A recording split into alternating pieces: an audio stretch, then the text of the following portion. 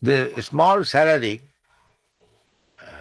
even in our young days, we are paying salaries to the servant, 12 rupees, 14 rupees, without any food. And still they would save at least 10 to 12 rupees out of it. And this money, the servant will send to his wife at home, and as soon as there is 200 rupees, he'll purchase a piece of land. And in this way, when he has got sufficient land for producing food for the whole family, then he would no more come to city for working. We have seen it. That means as soon as one has a land sufficient to produce, he is safe. His food problem, that is the real problem, is solved. So people are not being trained up to, in America I've seen, now the farmers, the father is working on the farm and the sons, they do not come. They live in the city. This is the tendency all over the world. They are not producing food grain. Therefore there is scarcity. There is scarcity, especially in a country like India, where the population is very big, and there is no land available. There must be scarcity of food, especially the Britishers, they have divided India, Pakistan and Hindustan. So all the food grains are there on the Pakistan side, and in Hindustan side all the industries are there. So they are fighting. They have no industrial facilities and they have no agricultural facilities, all policies. They would fight all along. The Britishers wanted that you have taken your independence, all right, you will suffer all the time, fighting. This was the policy. So it is going on nicely. So anyway, the whole world situation is degrading, that people are not producing their own food. This is the problem, real problem. Khetra, Khetraga, this example is given as every man must possess a piece of land. Therefore, this, because it is very common thing, this example has been given. Khetra, Khetraga. So, as we till our land and gets foodstuff according to my labor, according to my intelligence, food grains I can produce once, twice, thrice if I work hard. Generally, they work 2 times, 3 months, 3 months. And those are very lazy, they work 3 months. But even working for 3 months, they can acquire foodstuff for the whole year, that I have seen. So similarly, as we get some land and work for ourselves, similarly this body is also like that land. And I, the soul, I can reap good result or bad result as I work with this body. This is very simple. This is the knowledge. Krishna says, Idam Sarirang Kaunteya Khetram. Krishna does not say that, Arjuna, you are this body. That is the beginning of Bhagavad Gita. Dehinasmin yatha dehi. Within this body, the owner of the body is there. This is the beginning of knowledge. So this knowledge is lacking. Nobody knows that I am within this body. Everyone is thinking I am this body. I am American, I am Indian, I am Czechoslovakian, or I am Swiss. And everyone is thinking. That means they have no knowledge. All fools and rascals. So, the all fools and rascals civilization, how we can be happy? There must be intelligence. They have no intelligence. They are thinking of philanthropic work, but still thinking that I am this body. So what that philanthropic work will do? With ignorance, with no knowledge, whatever you do, it is foolish. As sometimes they divide four classes of men. Lazy, intelligent, active, intelligent, and lazy fool and active fool. The active fool is fourth class. Because whatever you do, it is foolish. So result will not be very good. Active fool. So a lazy fool is better than the active fool. Just like the monkey, it is active fool. In your country, in the Western country, you don't see many monkeys, but in India, there are many monkeys. As soon as a monkey will come, he will create some mischief. He's very busy, jumping here, there, but always creating mischief. So modern civilization and the Darwin theories that they have come from monkey. So they are also doing like that, jumping like monkey, this way, that way, this way, that way. But always creating mischief. So this is a very good example that idam sariram khetra. God has given you a piece of land, this body. Now you work. You make your future with this body. Karmana, because the body is produced according to my karma. Otherwise, why there are so many varieties of body?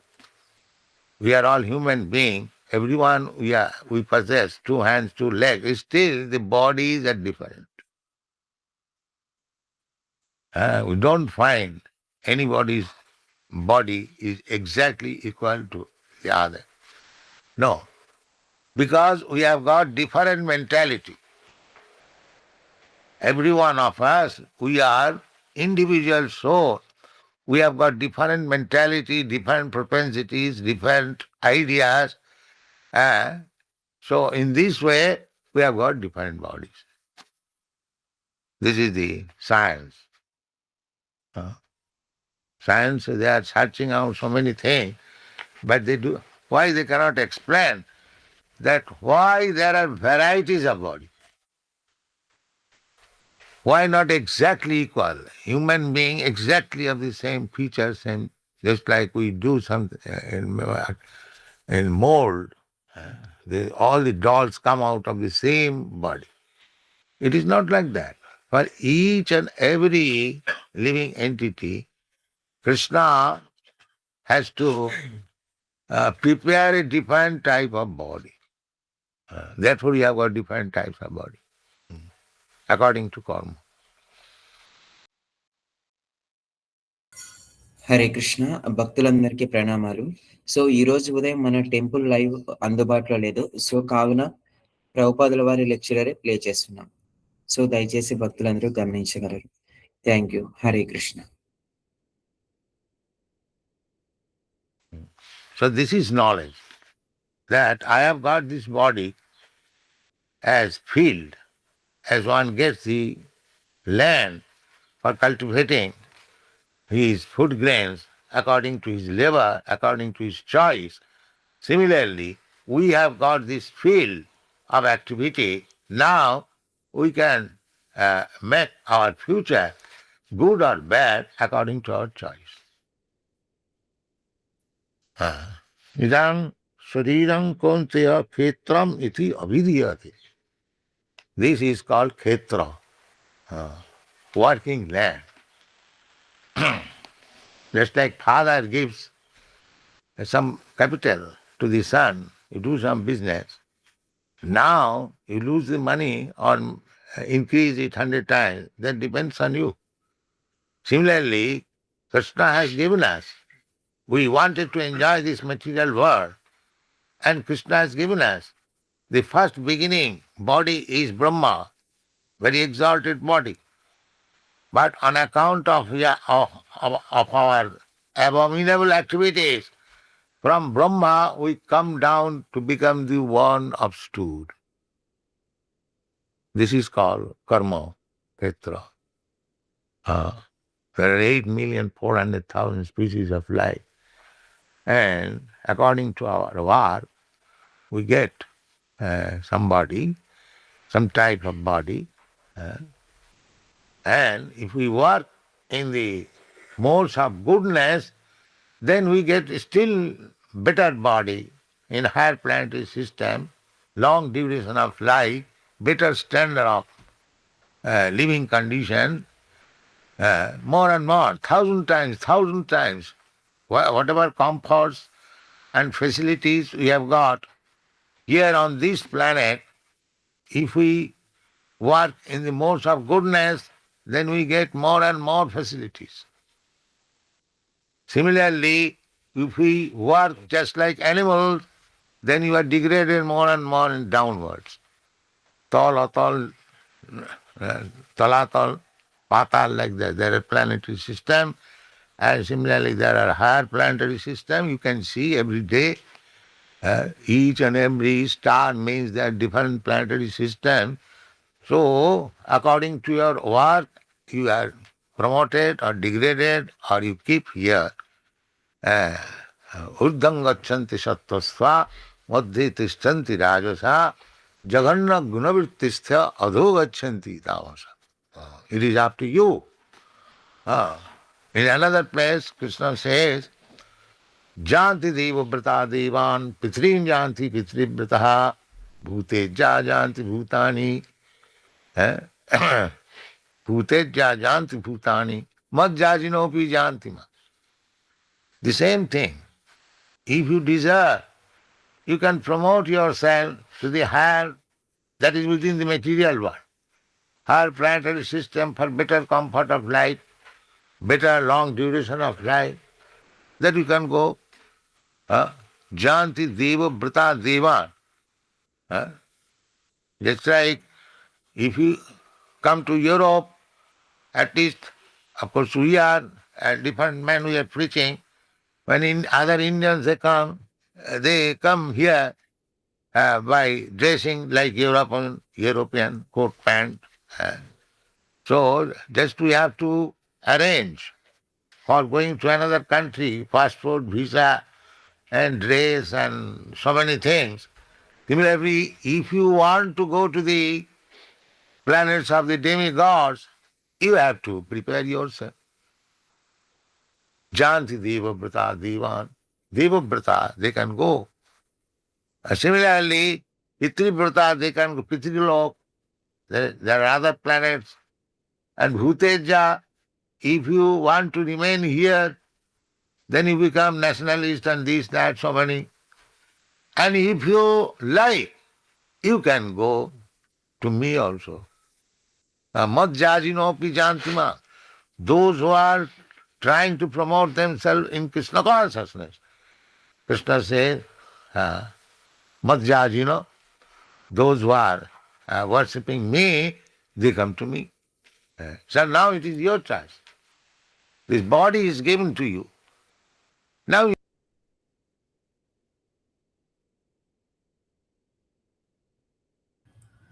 Hare Krishna భక్తులందరికీ ప్రణామాలు. ఈరోజు ఐక్య విద్యా శాస్త్రాంగ speaker Shriman మహావిష్ణుదాస ప్రభు Hare Krishna golden టెంపుల్లో senior vice president. ఈరోజు class topic శ్రీమద్ భాగవతం ప్రథమ స్కందం ప్రథమాధ్యాయం 19వ శ్లోకం. హరే కృష్ణ ప్రభు. ఓవర్ టీవీ ప్రభు.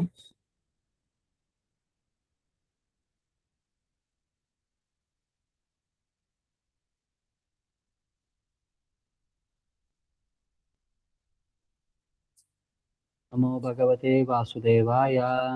ఓం నమో భగవతే వాసుదేవాయ. ఓం నమో భగవతే వాసుదేవాయ. ఓం నమో భగవతే వాసుదేవాయ. ఓం నమో భగవతే వాసుదేవాయ. ఓం నమో భగవతే వాసుదేవాయ. నారాయణం నమస్కృత్యం నారాయణం నమస్కృత్యం నరం చైవ నరోత్తమం నరం చైవ నరోత్తమం దేవీం సరస్వతీం వ్యాసం దేవీం సరస్వతిం వ్యాసం తతో జయముదీరయేత్. తతో జయముదీరయేత్. నష్టప్రాయేషు అభద్రేషు నష్టప్రాయేషు అభద్రేషు నిత్యం భాగవత సేవయా నిత్యం భాగవత సేవయా భగవతి ఉత్తమ శ్లోకే భగవతి ఉత్తమ శ్లోకే భక్తిర్భవతి నైష్టికి. భక్తిర్భవతి నైష్టికి. శ్రీమద్భాగవతం ప్రథమ స్కందం ప్రథమాధ్యాయం 19వ శ్లోకం. వయం వయం తు తు నా నా వితృప్యామః. వితృప్యామః. వయం తు నా వితృప్యామ. వయం తు నా వితృప్యామ. ఉత్తమ శ్లోక ఉత్తమ శ్లోక విక్రమే. విక్రమే. ఉత్తమ శ్లోక విక్రమే. ఉత్తమ శ్లోక విక్రమే. యత్ యత్ శృణ్వతాం శృణ్వతాం రస రస జ్ఞానాం. జ్ఞానాం. యత్ శృణ్వతాం రసజ్ఞానాం యత్ శృణ్వతాం రసజ్ఞానాం స్వాదు స్వాదు స్వాదు స్వాదు పదే పదే. పదే పదే. స్వాదు స్వాదు పదే పదే. స్వాదు స్వాదు పదే పదే. వయం తు నా వితృప్యామ. వయం తు నా వితృప్యామ. ఉత్తమ శ్లోక విక్రమే. ఉత్తమ శ్లోక విక్రమే. యత్ శృణ్వతాం రసజ్ఞానాం యత్ శృణ్వతాం రసజ్ఞానాం స్వాదు స్వాదు పదే పదే. స్వాదు స్వాదు పదే పదే. వయం తు నా వితృప్యామ. వయం తు నా వితృప్యామ. ఉత్తమ శ్లోక విక్రమే.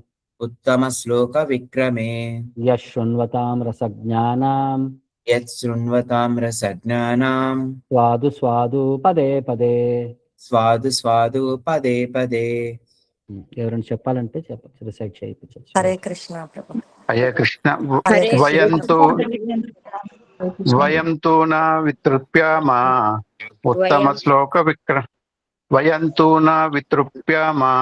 ఉత్తమ శ్లోక విక్రమే. యత్ శృణ్వతాం రసజ్ఞానాం స్వాదు స్వాదు పదే పదే. హరే హరే కృష్ణ. కృష్ణ ప్రభు. వయంతు నా వితృప్యామ. ఉత్తమ శ్లోక విక్రమే. యత్ శృణ్వతాం రసజ్ఞానం స్వాదు స్వాదు పదే పదే. హరే కృష్ణ. హరే కృష్ణ ప్రభు. హరే కృష్ణ ప్రభు. వయంతు నా వితృప్యామ. ఉత్తమ శ్లోకే విక్రమే. యశృణ్వతం రసజ్ఞానం స్వాదు స్వాదు పదే పదే. హరే హరే హరే కృష్ణ కృష్ణ ప్రభు. వయం తు వితృప్యామ. ఉత్తమ శ్లోక విక్రమే. శృణ్వతాం రసజ్ఞానం స్యాదు స్వాదు పదే పదే. హరే కృష్ణ ప్రభుజీ. వయంతు నా వితృప్యామ. ఉత్తమ శ్లోక విక్రమే. యత్ శృణ్వతాం రసజ్ఞానం స్వాదు స్వాదు పదే పదే. హరే కృష్ణ. ఇక్కడతో Translation. ఆపుతున్నాము. Next translation. హరే కృష్ణ ప్రభు. చదవండి. ట్రాన్స్లేషన్. ఉత్తమ శ్లోకుడైన శ్రీకృష్ణ భగవానుని దివ్య లీలను శ్రవణము చేయుటలో మేమెన్నడును అలసట నొందము. ఆ దేవదేవునితో గల దివ్య సంబంధము పట్ల రుచిని పెంపొందించుకొనిన వారు అతని లీలా కథలను ప్రతి క్షణమును ఆస్వాదింతురు. భాష్యము. ఐహికమైన కథలు, కల్పనలు, చరిత్రలకు మరియు శ్రీకృష్ణ భగవానుని దివ్య లీలా కథలకు అపార భేదము గలదు. విశ్వ చరిత్రలలో భగవానుని అవతార లీలలకు సంబంధించిన విషయములు వర్ణించబడియుండును. రామాయణము, మహాభారతము, ఇతర పురాణములనడి అతి పురాతనమైన విశ్వ చరిత్రలు, ఇతిహాసములు భగవానుని వివిధ అవతారముల లీలలను వర్ణించుచు రచింపబడినందున ఎన్ని మార్లు చదివినను నిత్య నూతనముగానే శోభించుచుండును. ఉదాహరణకు భగవద్గీతను కాని లేదా శ్రీమద్ భాగవతమును కాని జీవితాంతము పఠించినను ఏదియో ఒక క్రొత్త విషయమును దాని యందు జ్యోతికమగుచుండును. భౌతిక పదార్థము జడము కాగా ఆత్మ చైతన్యవంతమైనట్లు ప్రాపంచిక విషయములు జడములు కాగా ఆధ్యాత్మిక విషయములు పూర్ణ చైతన్యమును కలిగి ఉండును. అటువంటి దివ్యమైన ఆధ్యాత్మిక విషయముల రుచిని ఆస్వాదించిన వారు వాటిని శ్రవణము చేయుటయందు ఎన్నడును అలసటను పొందరు.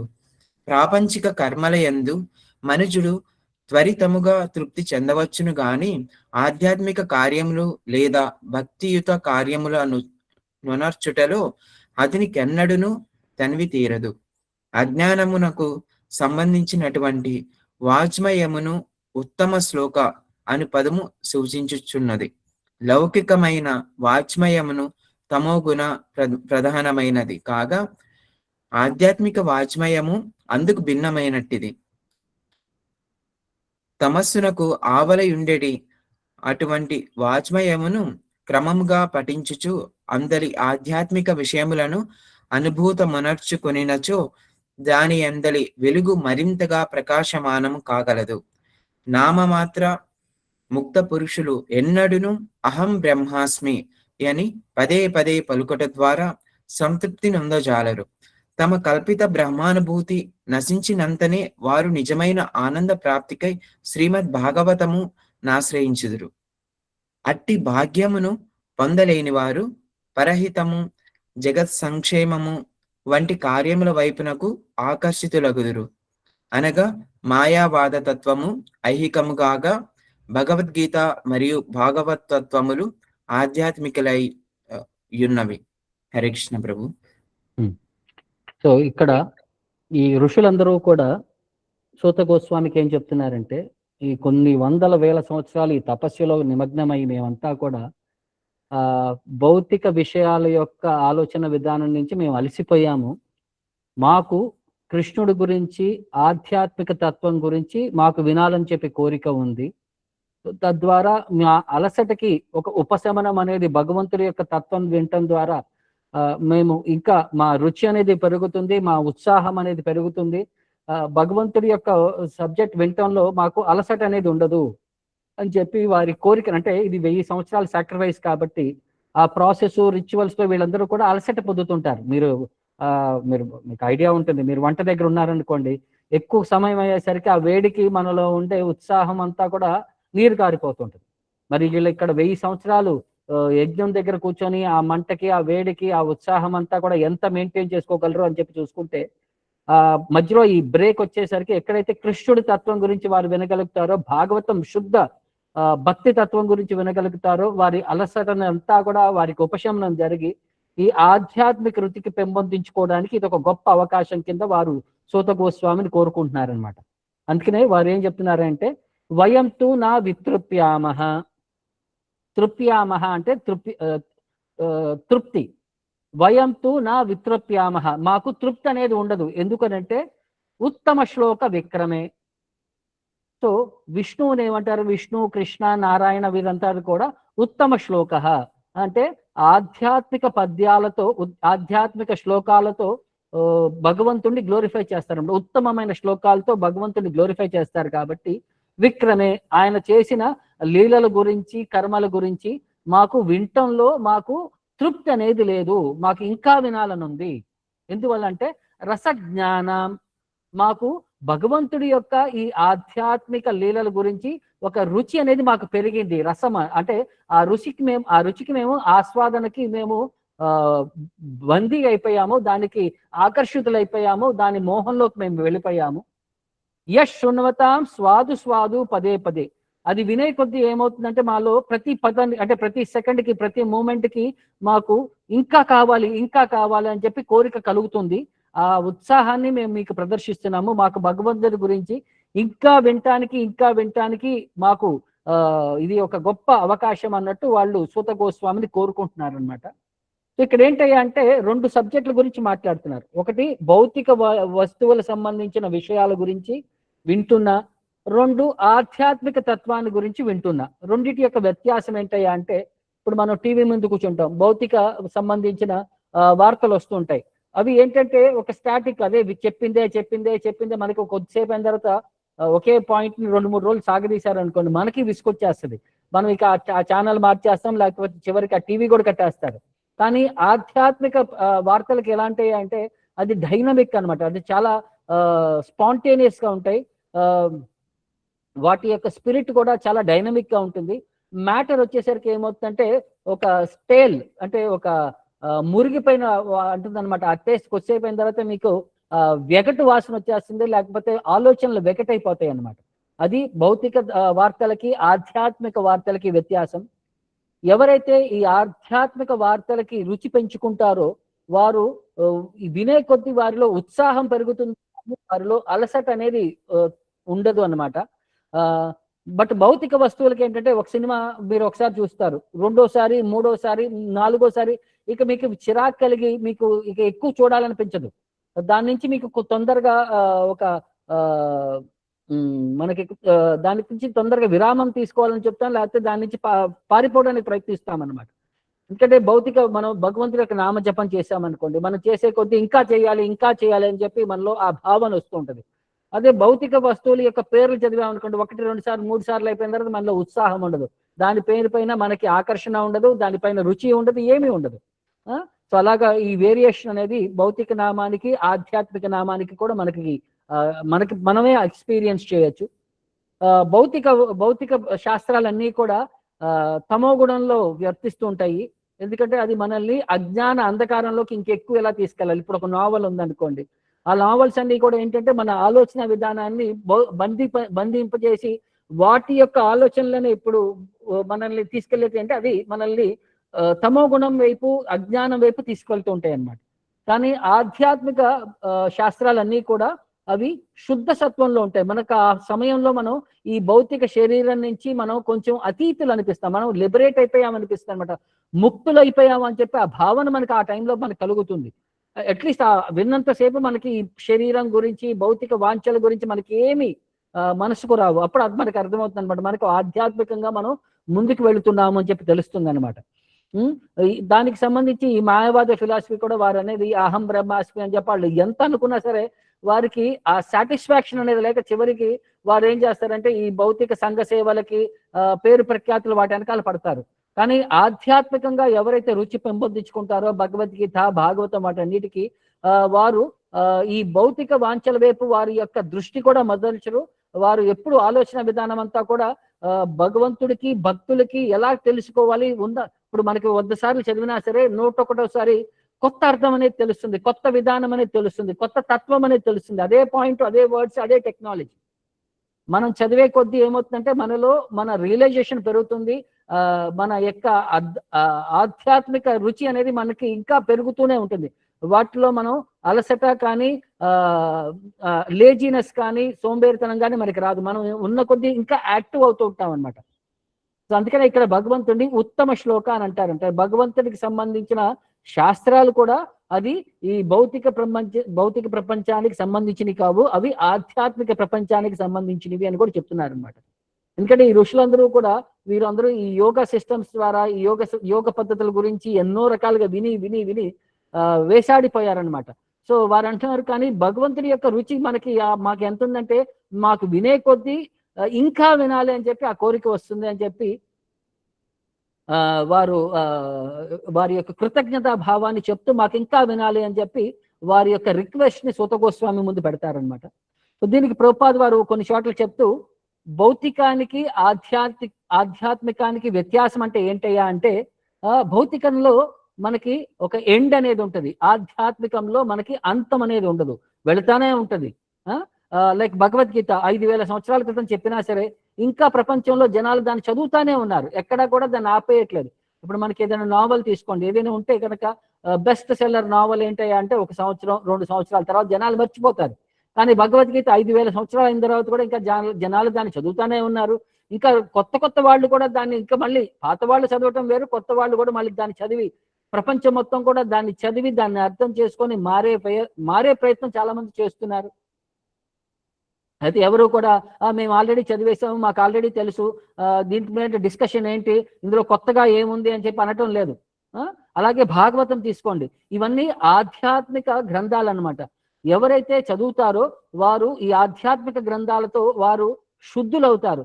తర్వాత తృప్తి అనేది వారికి ఉండదు, వారికి సంతోషం అనేది ఉండదు. ఇంకా కావాలి అని చెప్పి ఆ కోరికతో వారు ఇంకా ఇంకా దాన్ని ఆస్వాదించడానికి ప్రయత్నిస్తారు. అది భౌతికానికి ఆధ్యాత్మికానికి వ్యత్యాసం అని కూడా చెప్తారనమాట. మనకి ఇంకొక విషయం కూడా ప్రభుపాద వారు ఇంకొక చోట కూడా చెప్తారు. ఈ వ్యవహారాలు ఉంటాయి, ఫ్యామిలీ డీటెయిల్స్ ఉంటాయి. దాని కనుక మనం డైలీ ఎంగేజ్మెంట్ లో చూస్తే ఒక సమయం వచ్చిన తర్వాత మనకి విరక్తి కలుగుతుంది. ఎంతసేపు అది ఇది ఇది కొట్టుకోవటమా, నాకు రిలాక్స్ కావాలి, నాకు కొంచెం దీని నుంచి ఒక ఉపశమనం కావాలని చెప్పి ఆలోచిస్తాం. కానీ ఆధ్యాత్మికానికి మనం ఎంత సేవ అంటే భౌతిక వస్తువుల్లో మన భౌతిక మనుషులకి మనం ఎంత సేవలు ఇచ్చినా కానీ వారికి సంతోషం ఉండదు, మనకి సంతోషం ఉండదు. కానీ ఆధ్యాత్మిక వస్తువులకి ఆధ్యాత్మిక మనుషులకి మనం ఎంత సేవ చేసే కొద్దీ వారు ఆ సేవని ఇంకా ఎక్కువ ఆస్వాదిస్తారు, మనం ఎక్కువ ఆస్వాదిస్తూ ఉంటామన్నారు. సో అలాగా రూప గోస్వామి వారందరూ కూడా ఈ భౌతిక వ్యవహారాల్లో వారందరూ కూడా మినిస్టర్స్ అయి ఉన్నారు. అవన్నీ వదిలేసి చైతన్య మహాప్రభు యొక్క ఇన్స్ట్రక్షన్ పైన ఆధ్యాత్మిక ప్రపంచానికి వెళ్ళి ఈ భౌతిక వాసనలు అన్నిటి నుంచి వారు కంప్లీట్ గా వైరాగ్యం తీసుకొని ఆధ్యాత్మిక ప్రపంచంలో వారు నిమగ్నమై ఉండిపోయారు అనమాట. 24 గంటలు కృష్ణ కీర్తన గాన నర్తన పరో, అంతే కృష్ణుడి యొక్క కీర్తన గాన నర్తన అందులో వారు నిమగ్నం అయిపోయారు. 24 గంటలు భగవంతుడి యొక్క తత్వంలో వారు ఇమిడిపోయారు అనమాట. సో అందుకని చెప్పి ఇక్కడ భాగవతంలో కూడా ఈ శౌనకాది ఋషులందరూ కూడా సూత గోస్వామిని వారు కోరుకుంటున్నారు అనమాట. మీరు భగవంతుడి యొక్క తత్వం మాకు చెప్పబోతున్నారు, ఆయన గుణగణాలు చెప్పబోతున్నారు, ఆయన యొక్క లీలల గురించి చెప్పబోతున్నారు. సో దాన్ని అలా కంటిన్యూ చేస్తూ ఉండండి. మాకు తృప్తి అనేది సరిపోవట్లేదు. ఈ సబ్జెక్ట్ మ్యాటర్ ఎంత బాగుందంటే మాకు ఇంకా ఇంకా వినాలని ఉంది. స్వాదు పదే పదే మాకు వినే కొద్దీ మేము ప్యూరిఫై అవుతున్నాము, మాకు అది రుచి కూడా ఇంకా బాగా పెరుగుతుంది. ఎలాగుంటుందంటే మనం ఒక చెరుకు ఉంటుంది, చెరుకు మనకి తీయగా ఉంది అనుకోండి, ఇంకా ఇంకా తినాలంటది. అది ఆకలి పెంచుతుంది, లోపలికి వెళ్ళిపోయి మనకి ఇంకా ఉండే ఆకలి దాహం మనలో ఇంకా తినాలి, ఇంకా కావాలి అని చెప్పి మనం కోరుకుంటూ ఉంటాం అనమాట. సో అలాంటి తత్వం అనమాట ఈ శ్రీమద్ భాగవతం, ఆధ్యాత్మిక తత్వం. సో దాన్ని ఇక్కడ ఋషులందరూ కూడా వారు ఇంకా మాకు కావాలి అని చెప్పి కోరుకుంటున్నారు అనమాట. మనకి భగవద్గీతలో కూడా అర్జునుడు కూడా ఒక చోట చెప్తాడనమాట, విస్తరేణ ఆత్మనో యోగం విభూతించ జనార్దన భూయ కతయ తృప్తిర్హి శృణ్వతో నాస్తిమే అమృతం. విస్తరేణ ఆత్మనో యోగం, నీ ఆత్మయోగం గురించి విస్తారంగా నేను వినాలనుకుంటున్నాను. ఆత్మయోగం తర్వాత విభూతించ, నీ అపులెన్సెస్ గురించి కూడా ఓ జనార్దన. భూయ కతయ తృప్తి, సో వీటిలో నాకు తృప్తి అనేది సరిపోవట్లేదు. శృణ్వతో నాస్తిమే అమృతం, వినే కొద్ది నాకేంటంటే నీ మాటలు ఎలా ఉన్నాయంటే ఒక అమృతం లాగా ఉన్నాయి. నాకు ఇంకా కావాలి అని చెప్పి నేను కోరుకుంటున్నాను, ఇంకా వినాలనుకుంటున్నాను. నీ యొక్క మహిమల గురించి, నీ యొక్క గొప్పతనం గురించి, నీ యొక్క ఎనర్జీస్ గురించి నాకు ఇంకా వినాలని ఉంది, ఇంకా విస్తారంగా నాకు వర్ణించండి అని చెప్పి కృష్ణుడిని అర్జునుడు వేడుకుంటున్నాడు. సో అలాగే భాగవతంలో కూడా ఇంకో చోట చెప్తారనమాట, కోనామ తృప్యేద్ రసవిత్ కథాయాం మహత్తమ ఏకాంత పరాయణస్య నాంతం గుణానాం అగుణస్య జగ్ముర్ యోగేశ్వరాయే భవపద్మ ముఖ్యాః. సో కృష్ణుడు అందరి యొక్క జీవుల యొక్క ఎక్స్క్లూజివ్ షెల్టర్ అనమాట. ఏకాంత పరాయణ మహత్తమ ఏకాంత పరాయణస్య, అందరి యొక్క జీవుల యొక్క కంప్లీట్ ఏకైక ఎక్స్క్లూజివ్ షెల్టర్ అన్నమాట కృష్ణుడు. ప్లస్ నాంతం గుణానాం అగుణస్య జగ్మూర్, ఆయన గుణాలన్నీ కూడా అతీతమైనవి, వాటికి అంతం అనేది లేదు. ఎవరు గాండి కూడా జగ్ముహు, దాన్ని కూడా కొలవలేరు. యోగేశ్వరశ్చ భవః పాద్మ ముఖ్యాః, ఎంత గొప్పవారైనా శివ బ్రహ్మ అలాంటి వారి యొక్క ఈ బిస్టిక్ పవర్స్ కూడా భగవంతుడి యొక్క తత్వం ముందు గోటితో సమానం అన్నట్టు చెప్తారు. అంటే you cannot measure that capacities of demigods, దేవతల యొక్క పరస్పతి బ్రహ్మ శివ వాళ్ళ యొక్క పవర్స్ అన్ని కూడా భగవంతుడి యొక్క పవర్స్ ముందు చాలా ఇన్సిగ్నిఫికెంట్ అనమాట. కోన తృప్యే రసవిత్ కథాయాం. సో ఎవరైతే ఎవరున్నారు ఈ రసాన్ని ఆస్వాదించే వారిలో ఎవరైతే ఎక్స్పర్ట్ అయి ఉన్నారో వారు నా తృప్యేత్, భగవంతుడి యొక్క నామంలో వారు వినే కొద్దీ వారికి తృప్తి అనేది ఉండదు, వారు ఇంకా వినాలని చెప్పి కోరుకుంటున్నారు అని చెప్పి భాగవతంలో ఇంకో చోట కూడా ఇలా వర్ణిస్తారనమాట. సో అందుకని చెప్పి చూడండి, పరీక్షిత్ మహారాజు ఒక సబ్జెక్ట్ అవ్వంగానే నాకు సాటిస్ఫాక్షన్ కలగలేదు, ఇంకా వినాలి అని చెప్పి మళ్ళీ ప్రశ్నలు వేస్తాడు. విదురా కూడా అంతే, మైత్రేయని కలిసినప్పుడు నాకు ఇంకా వినాలని ఉంది, మళ్ళీ ప్రశ్నలు వేస్తాడు. సో అలాగా ప్రతి చోట కూడా ప్రతి పర్సనాలిటీ కూడా యుధిష్ఠిర మహారాజు నారద మునిని ఇంకా వినాలని ఉంది, ఇంకా కోరుకుంటూ ఉంటాడు. సో అలాగా ఈ భాగవతం వినే కొద్ది ఏమైతే భక్తుల్లో ఈ అతి ఉత్సాహం పెరిగిపోతుంది అనమాట. వారు ఇంకా వినాలి అని చెప్పి వారి యొక్క ఉత్సుకత వారు రసాన్ని ఆస్వాదిస్తూ ఇంకా వినటానికి వారి యొక్క కోరికని వారు ప్రదర్శిస్తూ ఉంటారు అనమాట. అంటే భగవంతుడి యొక్క లీలలు అనేది ఎలా ఉంటుందంటే, ఒక చిన్న పిల్లల కింద ఉన్నప్పుడు కృష్ణ బలరాములు అటు ఇటు పరిగెడుతుంటారు, వారు పాకుతూ ఉంటారు. వారి తల్లి రోహిణి మాత మళ్ళీ యశోదా మాత వీరిని కాపాడుకోవటమే ఒక పెద్ద భయంగా అనిపించేది అనమాట. ఎందుకంటే వీళ్ళు ఆవుల దగ్గరికి వెళ్ళిపోతారా, వీళ్ళు జంతువులు వెనకాల పడతారా, పాములు పుట్ల వెనకాల పడతారా, లేకపోతే ముళ్ళ కంపుల్లోకి వెళ్తారా అని చెప్పి ఒక శ్లోకం ఉంటుంది భాగవతంలో. సో శృంగి అగ్ని దంశ్రీ అసీజ్వల ద్విజ కంటకేభ్య క్రీడా పరౌ అతిచలో స్వసుతౌ నిషేధుం గృహ్యాని కర్తుమపి యత్ర నతజ్జనన్యౌ శేకాత ఆపతుర్ అలం మనసో అనవస్తాం. సో స్వసుతహో మాత అంటే యశోదామాత రోహిణి స్వసుత వారి పిల్లల్ని క్రీడాపరో ఈ ఆటలో నిమగ్నమై ఉన్నారనమాట. వారిని నిషేధితం, కొన్ని వస్తువుల నుంచి వారు నిషేధిస్తున్నారనమాట. ఎందుకంటే శృంగి అంటే జంతువులకి ఏదైతే కొమ్ములు ఉంటాయి, ఆవులకు కొమ్ములు ఉంటాయి, ఒక్కొక్కసారి దగ్గరికి వెళ్ళామంటే కొమ్ముతో ఎత్తి పొడి చేస్తుంది అనమాట. తర్వాత అగ్ని, వంట వండేటప్పుడు అక్కడ మంట ఉంటుంది అనమాట, మంట దగ్గరికి వెళ్ళి చేయబెట్టామంటే చేతులు ఒళ్ళు కాలిపోతాయి. తర్వాత దంశ్రీ, ఏదైతే జంతువులకి ఈ కూరలు ఉంటాయో పళ్ళుండే జంతువులు ఉంటాయో వాటి నుంచి కాపాడుకోవాలి. తర్వాత కోతులు ఉంటాయి, వాటన్నిటికీ కూరలు ఉంటాయి, వచ్చి కొరికేస్తాయి అనమాట. తర్వాత అసి, తర్వాత అంటే కుక్కలు పిల్లులు ఉంటాయి అన్నమాట.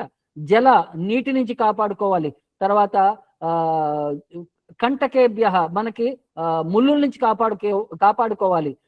తర్వాత ఈ ఇంట్లో ఉండే కత్తులు భల్లాలు వాటి నుంచి కాపాడుకోవాలి. వారు ఎప్పుడూ కూడా యాంగ్జైటీలో ఉన్నారన్నమాట, ఎప్పుడు కూడా టెన్షన్ లో ఉన్నారన్నమాట. ఎందుకంటే పిల్లలు అటు ఇటు వెళుతుంటారు, ఏది ముట్టుకుంటారో ఏది తీసుకుంటారో.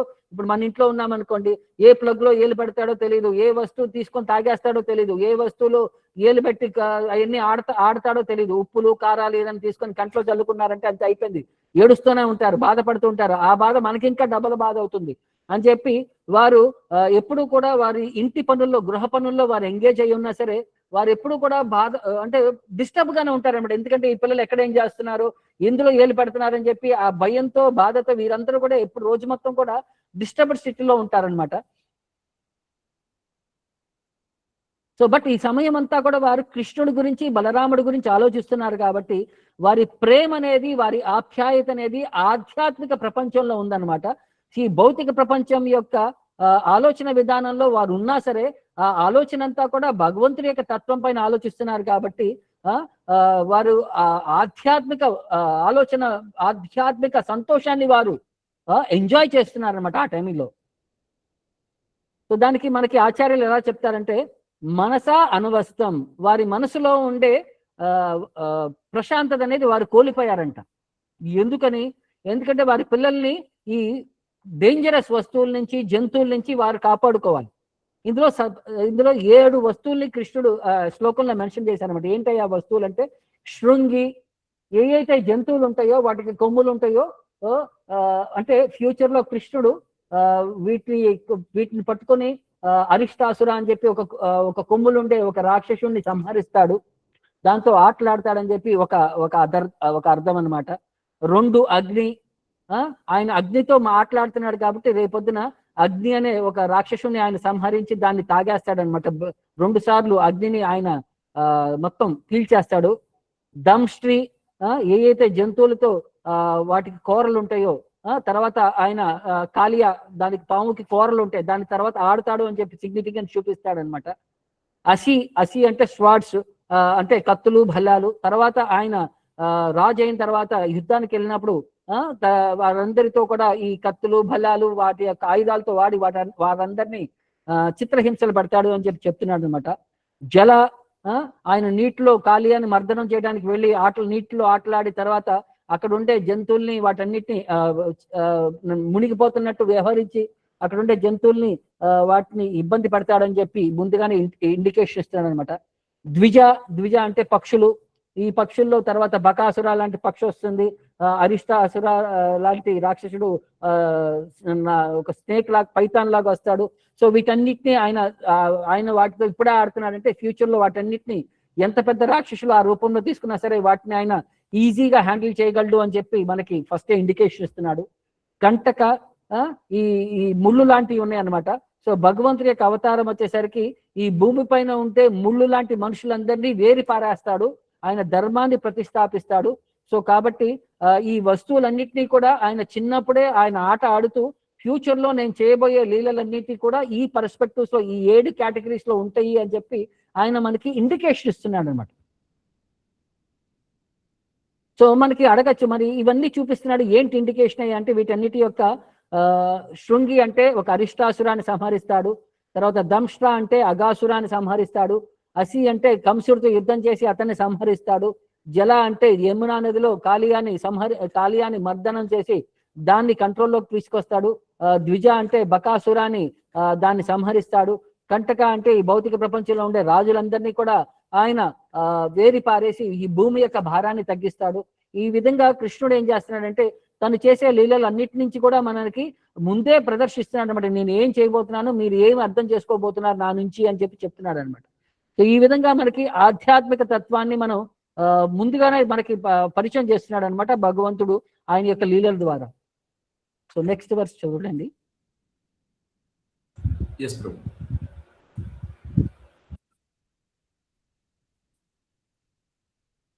కృతవాన్ కిల కర్మాణి సహ రామేణ కేశవః అతిమర్త్యాని భగవాన్ గూఢ కపట మానుషః.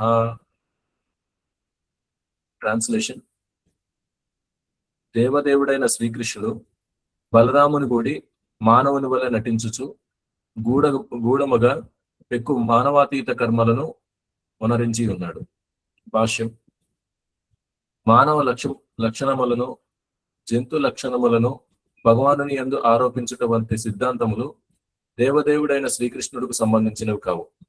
తపోనిష్టలచే మానవుడు భగవానుడు కాగలడన్న సిద్ధాంతము నేటి కాలమున విపరీతముగా ప్రబలి ఉన్నది. ముఖ్యంగా భారతదేశమున ఇది తీవ్ర స్థాయిని అందుకుంది. శ్రీరాముడు, శ్రీకృష్ణుడు, శ్రీ చైతన్య మహాప్రభు సాక్షాత్తుగా భగవానుడే అని ఋషులు సాధువులైన వారు శాస్త్రాధారాలతో ధృవపరిచిరి. కానీ నేటి కాలమున అధర్మవర్తనులు తోచిన రీతిగా తమ స్వంత అవతారములను సృష్టించుకొని ఉన్నారు. ఈ విధముగా అవతారమును సృష్టించుట ఈనాడు ప్రతి చోటను, ముఖ్యముగా బెంగాల్లో ఒక వ్యాపారంగా మారింది. కొద్దిగా సిద్ధులు కలిగిన వాడు ఏవియో కొన్ని మహత్తులను చూపి ప్రజాదరణ ద్వారా భగవదవతారముగా ప్రసిద్ధికి ఎక్కుచున్నాడు. కానీ శ్రీకృష్ణుడు ఇటువంటి అవతారముల కోవకు చెందిన వాడు కాదు. అవతరించిన క్షణము నుండియే అతడు వాస్తవముగా భగవానుడై ఉన్నాడు.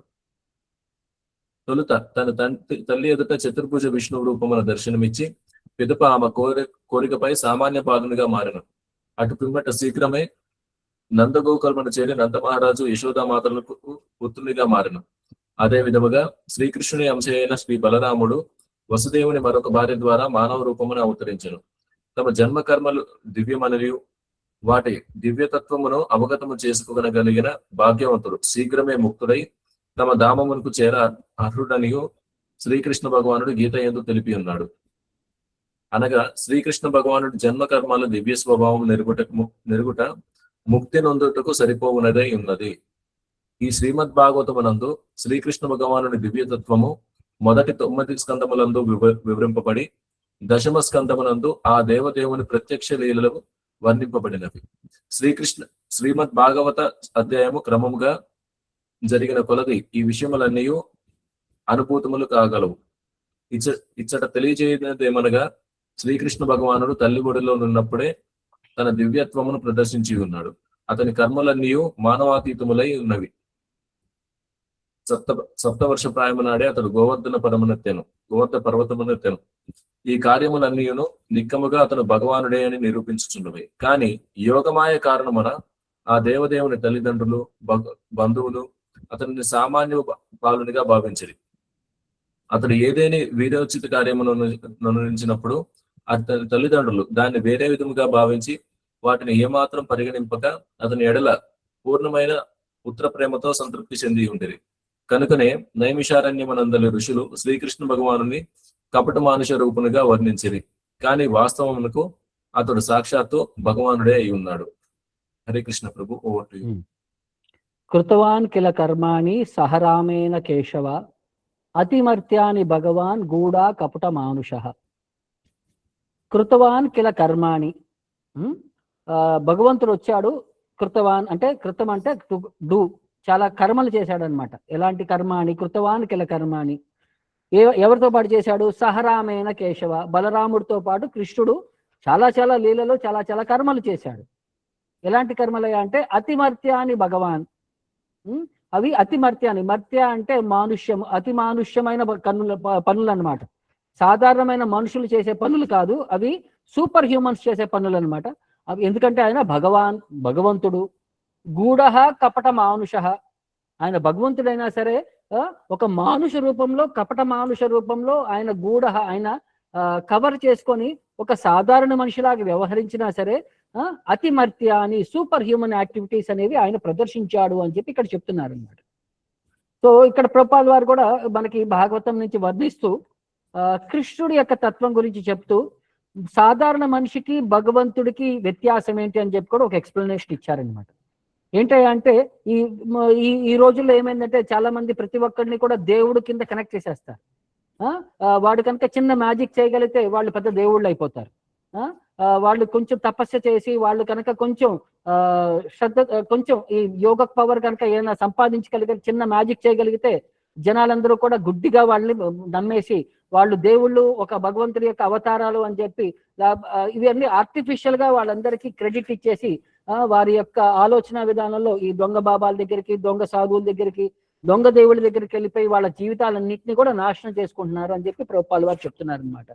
కానీ కృష్ణుడి యొక్క అవతారం ఏంటయ్యా అంటే అది అలాంటి అవతారం కాదు. ఇది జనాలు సర్టిఫై చేస్తే ఓట్ల పవర్ తో వచ్చే భగవంతుడి తత్వం కాదు. ఆయన పుట్టుక నుంచి కూడా భగవంతుడు. ఆయన తల్లి ఒడిలో ఉన్న భగవంతుడే, మహాభారత యుద్ధంలో ఉన్న భగవంతుడే. ఆయన ఎక్కడ నుంచున్నా కూడా ఆయన భగవంతుడి యొక్క తత్వాన్ని ఆయన ప్రదర్శించాడు. ఆయన పుట్టక ముందే చతుర్భుజ రూపంలో విష్ణువు కింద దర్శనం ఇచ్చాడు.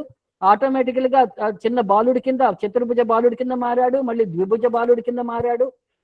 ఆయన చెప్పంగానే డోర్లన్నీ ఓపెన్ అయిపోయినాయి. నంద మహారాజ్ తీసుకెళ్లిపోయాడు, పాపం తీసుకొచ్చేసాడు. అంటే ఆయన చిన్నప్పటి నుంచి కూడా చూస్తూ ఉంటుంటే ఆయన చూడటానికి సాధారణ మనుష్య బాలుడిలాగా ఉంటాడు, కానీ ఆయన చేసే లీలలన్నీ కూడా అతీతమైనవి. ఆయన 6వ రోజు ఉండంగా పూతనని సంహరించాడు.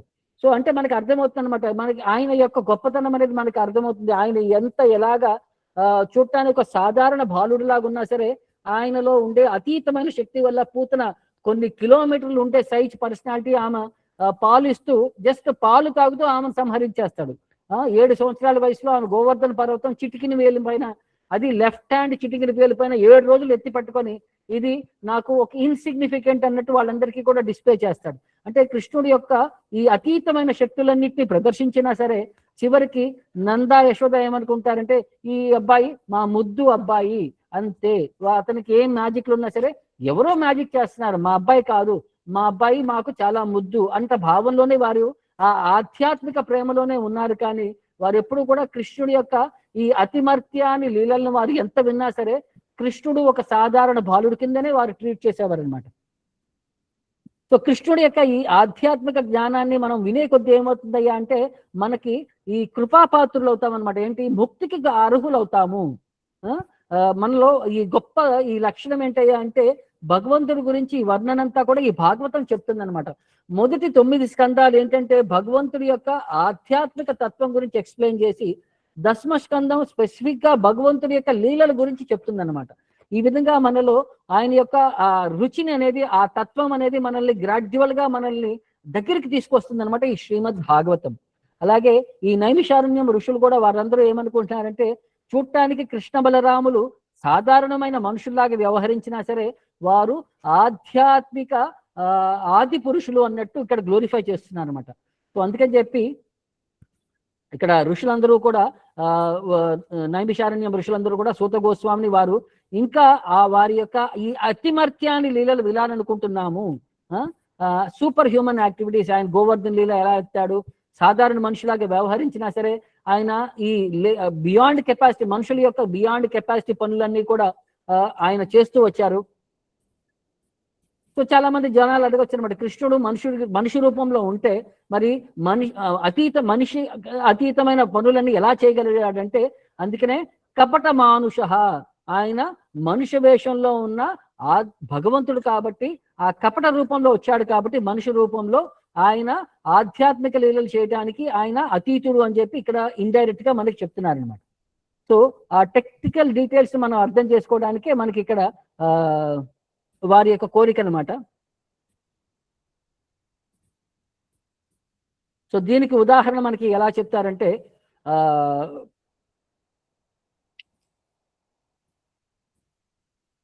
కృష్ణ బలరాములు సాధారణమైన పిల్లల కింద గురుకులానికి వెళ్ళారు. సాందీపుని ఆశ్రమంకి వెళ్ళారు. సాందీపుని ఆశ్రమంకి వెళ్ళినప్పుడు వీరిని చూసి అంటే అక్కడ సాందీపుని ఆశ్రమం కూడా ఎందుకు వెళ్ళారు, వ్యాసదేవుడు ఉన్నాడు, ఇంకా గొప్ప గొప్ప ఋషులందరూ ఉన్నారు. సో కృష్ణ బలరాములు అనుకున్నారనమాట, ఈ గొప్ప ఋషులందరికీ మా యొక్క తత్వం తెలుసు, నేను కృష్ణ బలరాముడు భగవంతుడు అని చెప్పి తెలుసు. వారి దగ్గరికి మేము కనుక గురువు కింద వారిని యాక్సెప్ట్ చేస్తే వారిలో ఒక సంకోచం అనేది ఉంటుంది. భగవంతుడికి నేను నేర్పించేదేంటి, భగవంతుడి యొక్క తత్వం ఆయన మాకు బోధన చేసేయాలి కానీ మేము ఆయనకి బోధన ఎలా చేయగలం అని చెప్పి ఒక సంకోచం ఉండి గురువు శిష్య ఆ రిలేషన్షిప్ లో ఎక్కడో కనుక ఒక డిస్పారిటీ అనేది వచ్చేస్తుంది అనమాట. కంప్లీట్ కాన్ఫిడెన్స్ తో వారు ఎక్స్ప్లెయిన్ చేయలేరు అనమాట. ఎందుకంటే భగవంతుడి నుంచి నేర్చుకుని మేము భగవంతుడికి ఎక్స్ప్లెయిన్ చేయగలమా, ఎక్కడైనా తప్పు జరిగినా సరే భగవంతుని వారు దండించలేరు. సో ఆ విధంగా ఏంటంటే వారి యొక్క ఆలోచన విధానంలో ఆ గురు శిష్య రిలేషన్షిప్ లో కంప్లీట్ ప్యూర్ ఎగ్జిబిషన్ అనేది ఉండదన్నమాట. అక్కడ బ్రేక్స్ లాగా డివోటీస్ ఫీల్ అవుతుంటారు. కాబట్టి కృష్ణ బలరాములు ఏం ఆలోచించారంటే, భగవంతుడి గురించి వినని వారిని, భగవంతుడి యొక్క తత్వం అర్థం కాని వారిని వారి దగ్గరికి వెళ్ళి మనం గురువు గారికి ఎంత నేర్చుకుంటే అప్పుడు మన యొక్క ఎడ్యుకేషన్ అనేది క్లారిటీ ఉంటుంది.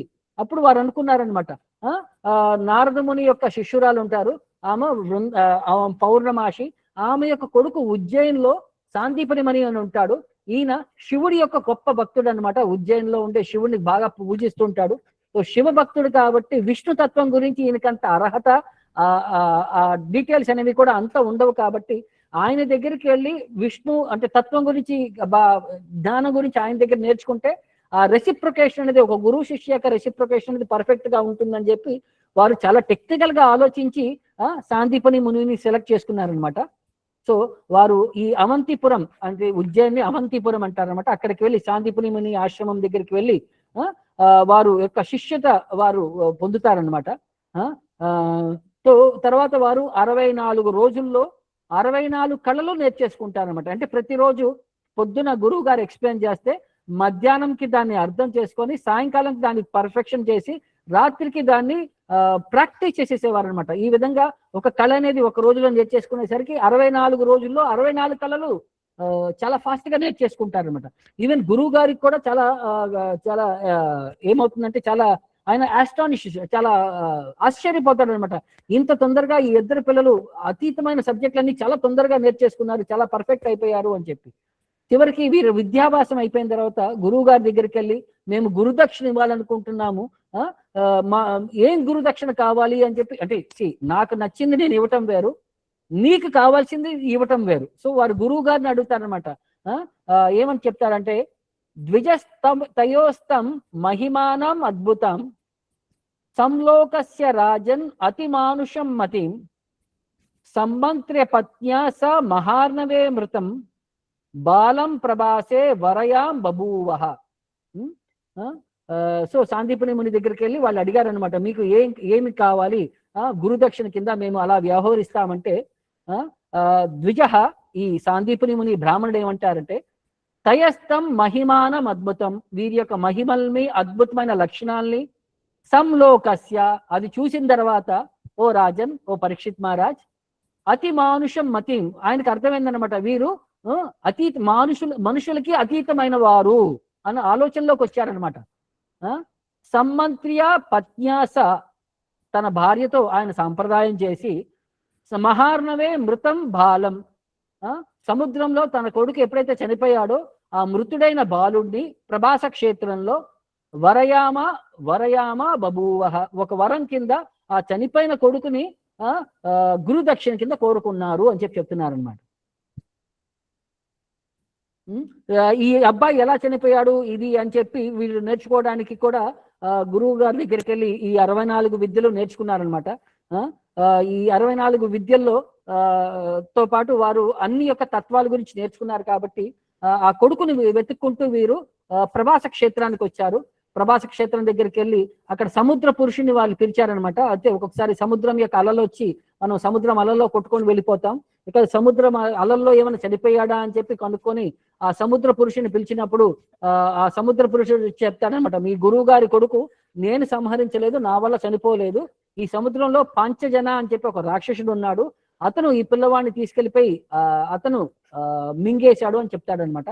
సో దానికి కృష్ణుడు ఆ సముద్రంలోకి ప్రవేశించి ఆ రాక్షసుడిని సంహరించి ఆ రాక్షసుడి కడుపులో మొత్తం వెతికి అక్కడ తన గురువు గారి యొక్క కొడుకు కనిపించకపోయేసరికి వాడి యొక్క పంచజన అంటే వాడు ఒక శంఖంలో దాక్కొని ఉంటాడనమాట ఈ రాక్షసుడు, పంచజన అని చెప్పి రాక్షసుడు.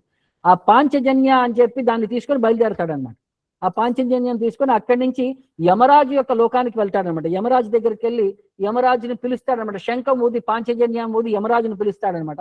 సో యమరాజు ఆ శంఖం వినంగానే ఇమీడియట్ గా కృష్ణుడు వచ్చాడని చెప్పి తెలుసుకొని కృష్ణుని ఆదరంగా స్వాగతించి ఆయనకి పాద పద్మాలకి వాష్ చేసి వర్షిప్ చేసి తర్వాత ఏమిటి మీ రాక కారణం, మమ్మల్ని ఏ విధంగా మీకు సహాయపడగలమని చెప్పి కోరుకున్నప్పుడు సో కృష్ణుడు అంటారు అనమాట, కృష్ణ బలరాములు మేము ఇక్కడ మా గురువు గారైన సాందీపని ముని యొక్క కొడుకుని వెతుక్కోవడానికి వచ్చాము, ఆయన ఇక్కడుంటే మాకు హ్యాండ్ ఓవర్ చేయండి అని అంటారు అనమాట. సో అప్పుడు యమరాజు వారి యొక్క కొడుకుని వారికి హ్యాండ్ ఓవర్ చేస్తారనమాట. సో కృష్ణ బలరాములు ఆ కొడుకుని తీసుకొని తన గురువు గారి దగ్గరికి తీసుకొచ్చి ప్రణామాలు చెప్తూ మీరు అడిగిన విధంగా మీ కొడుకుని తీసుకొచ్చి మీకు అప్పగించామని చెప్తారనమాట. తర్వాత అప్పుడు అంటారనమాట, అప్పుడు సాందీపని ముని అంటాడు, మిమ్మల్ని శిష్యులుగా పొందినందుకు మా జీవితం ధన్యమైంది, మా కోరికలు ధన్యమైనాయి, మిమ్మల్ని మీకు బోధించినందుకు మా జన్మ ధన్యమైంది, మీరిక మీ రాజ్యానికి మీ ఇంటికి మీరు వెళ్ళొచ్చు అని చెప్తారనమాట. సో ఆ విధంగా కృష్ణ బలరాములు చివరికి రథం పైకి ఎక్కి వారి రాజ్యానికి మథురాకు వస్తారనమాట. సో మథురాకు రాగానే ఈ కొన్ని నెలల విరామం తర్వాత కృష్ణ బలరాములు చూస్తున్నారు కాబట్టి రాజ్యంలో ఉండే జనాలందరూ కూడా చాలా ఉత్సుకత పెంచుకుంటారు, చాలా ఆధ్యాత్మిక ఆనందాన్ని అనుభవిస్తారు. వారు అనుకుంటారనమాట వారికి ప్రోయిన ప్రాణం వెనక్కి వచ్చింది అన్న భావంలో వారు వ్యవహరిస్తారనమాట. సో ఆ విధంగా వసుదేవ దేవకి దీన్ని చాలా ఎంజాయ్ చేస్తారన్నట్టు ఇక్కడ మనకి చెప్తారనమాట. ఈ 64 కళల గురించి కూడా చాలా ఆధ్యాత్మిక పేర్లు ఉంటాయి, వాటి యొక్క లక్షణాలు ఉంటాయి.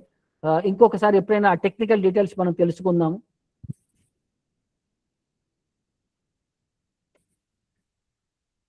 హరే కృష్ణ.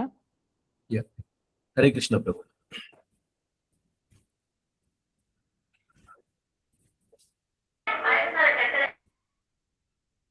హరే కృష్ణ.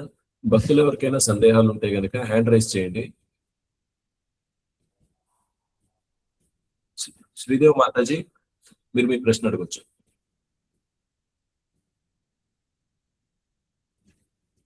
హరే కృష్ణ శ్రీదేవ్ మాతాజీ, హరే కృష్ణ ప్రభు, దండవత్ ప్రణామం ప్రభు. మీ లెక్చర్ ఒకటి నాకు చాలా నచ్చింది ప్రభు. అది ఏంటంటే 3.15 third canto 15th chapter. It was actually in English. నలుగురు కుమారులు ఎలా భక్తులుగా మారారు.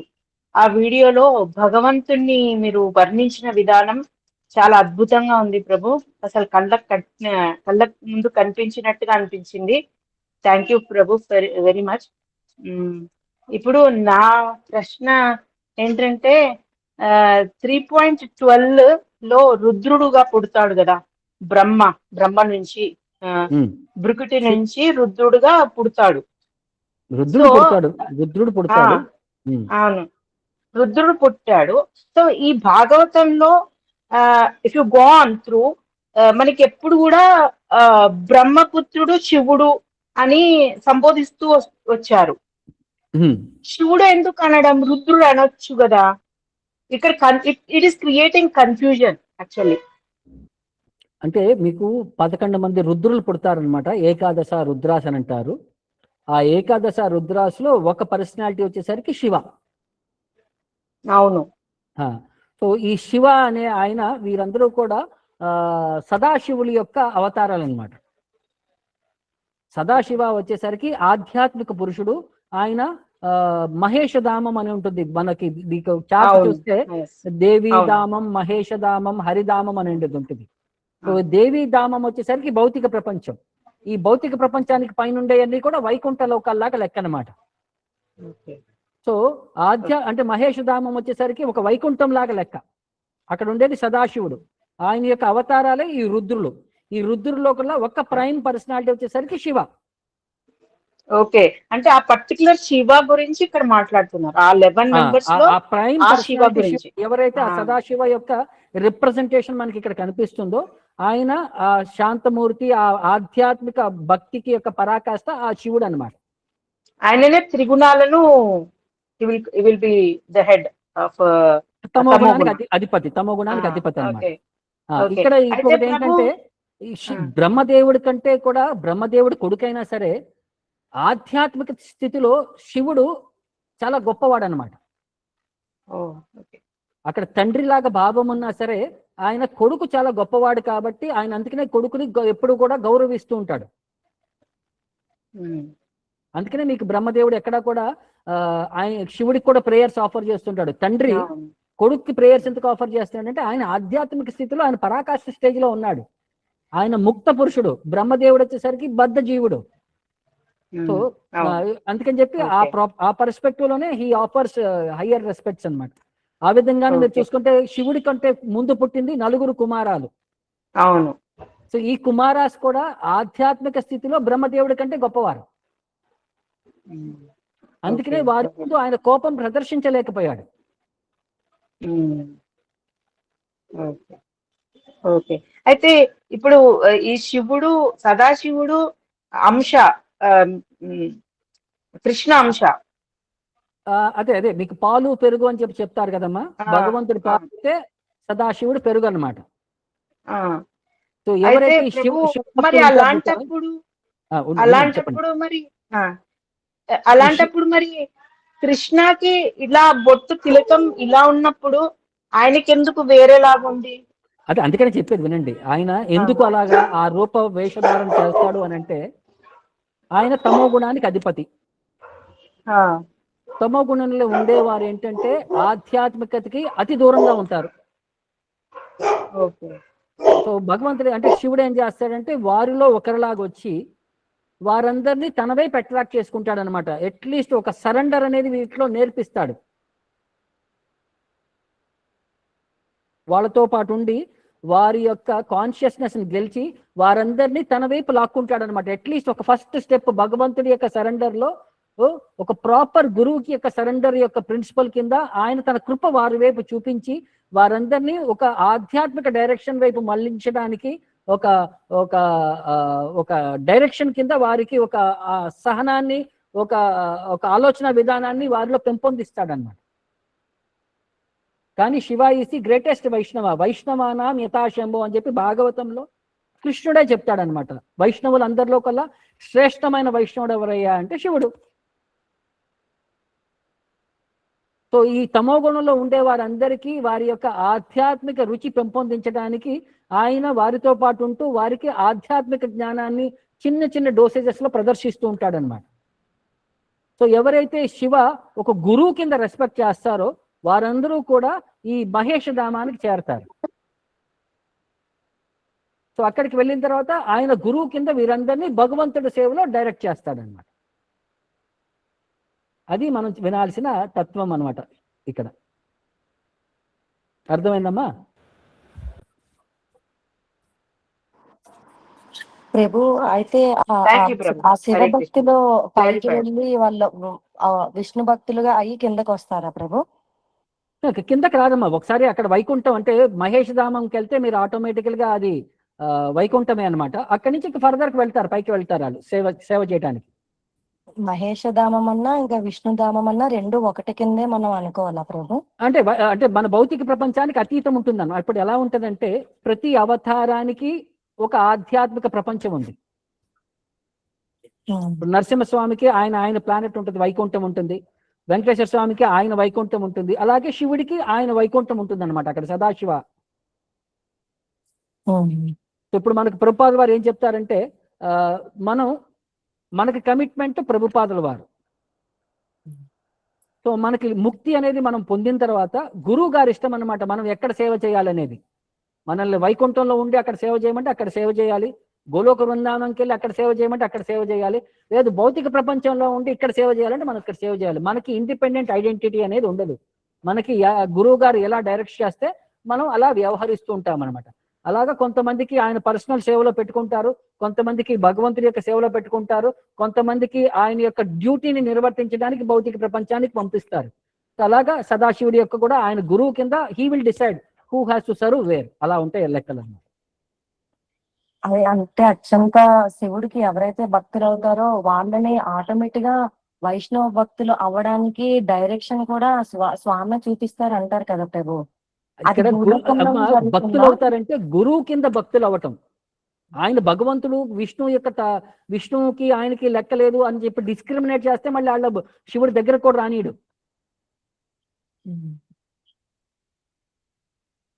అర్థమైందమ్మా? ప్రభు కృష్ణ భక్తులు అంటే ఆయనకి ప్రీతి అనే ఒక బుక్ మన దీంట్లో కూడా ఉంది, బుక్ లో. మీకు 4th cantoలో వింటే ప్రచేతాస్ ప్రేయర్స్ దగ్గర ఉంటే ఆయన రుద్రగీత అని చెప్పి పాడతాడు. సో అందులో one of the request is ఆయన ఏం చెప్తాడంటే నాకు భక్తుల యొక్క సాంగత్యంలో నేను ఉండాలనుకుంటా ఆయన కోరుకుంటాడు, శివుడు కోరుకుంటున్నాడు.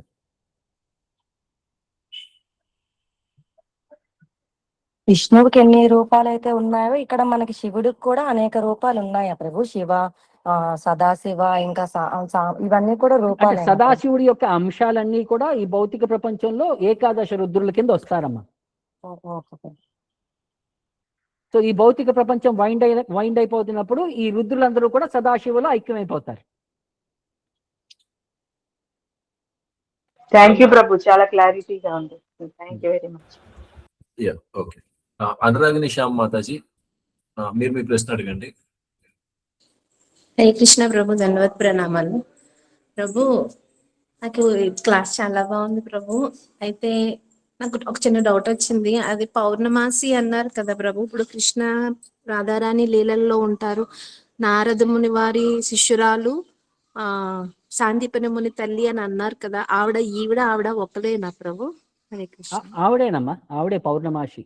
మరి ఆవిడ కృష్ణుడి గురించి అన్ని తెలుసున్నా కూడా వాళ్ళ కొడుకుకి కృష్ణ మీద లేదు, శివుడే ఆ టైప్ లో ఎందుకు అయ్యారు ప్రభు? వాళ్ళకి లాస్ట్ కైనా సందీపన మునికి కృష్ణ యొక్క హైరార్కీ తెలిసిందంటారా, తెలియలేదంటారా ప్రభు? అంటే ఇప్పుడు ఆ లీలలన్నీ ఎలా ఉంటాయంటే ఒక స్పెసిఫిక్ పర్సనాలిటీని భగవంతుడు సెలెక్ట్ చేసుకోవాలి కాబట్టి కొన్ని లీలలు అనేది ఎక్స్ట్రా వాళ్ళ చేత చేపిస్తాడు అనమాట. ఆ సమయంలో వాళ్ళని ఒక మరుపు కింద పెట్టించి వారిని ఈ విధంగా ఇక్కడ కనెక్ట్ చేయడానికి ఒక అవకాశం కింద తీసుకుంటాడు. ఆ లెక్కన చూసుకుంటే సాందీపని ముని కొడుకు వచ్చేసరికి మధుమంగళ.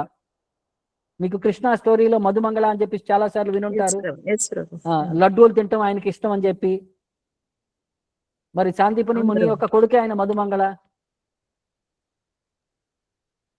కృష్ణుడు ఆ టైంలో వాళ్ళందరికీ కొంతమందికి కూడా ఇలాంటి మాయా అనేది కృష్ణ క్రియేట్ చేసేవారు. అందుకని తద్వారా ఆ జ్ఞానం అనేది వారికి ఆ సమయం లేకపోయేసరికి వారు కృష్ణుడికి బోధించగలిగేంత ఆపర్చునిటీ వారు పొందగలిగారు. తర్వాత ఆయన యొక్క కూతురు వచ్చేసరికి నాందిముఖి, మధుమంగళ చెల్లెలు. నాందిముఖి వచ్చేసరికి రాధారాణి యొక్క ఫ్రెండ్ అన్నమాట. సో మధుమంగళ వచ్చేసరికి కృష్ణుడి యొక్క ఫ్రెండ్. ఆ విధంగా వాళ్ళ నానమ్మను చూసుకోవడానికి వారు బృందావనంలో ఉంటూ వారు కృష్ణ రాధాకృష్ణ లీలలో వాళ్ళు పార్టిసిపేట్ చేసేవారు అనమాట.